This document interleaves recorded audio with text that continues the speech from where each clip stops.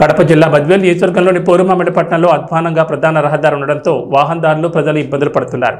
గత వైఎస్ఆర్ కాంగ్రెస్ పార్టీ అధికారంలో ఉన్నప్పుడు పోరుమామిడి పట్టణంలోని ప్రధాన రహదారికి 4 లైన్కు కోట్ల రూపాయలతో నిధులను మంజూరు చేసింది. ఈ రోడ్డుకు సెంటర్లో డివైడర్లతో పాటు రోడ్డు కూడా పూర్తి స్థాయిలో పనులు జరగలేదు. అర్ధాంతరంగా పనులు ఆగిపోవడంతో వాహనదారులు ప్రజలు ఇబ్బందులు గురవుతున్నారు. పోరుమామిడిలో గత 2 రోజుల నుంచి వర్షాలు కురుస్తున్నాయి. ఈ వర్షాలకు రోడ్డు అధ్వానంగా ఉండడంతో వర్షపు నీరు నిలిచిపోయింది. దీంతో బస్సులు, ద్విచక్ర వాహనదారులు ప్రజలు అవస్థలు పడుతున్నారు.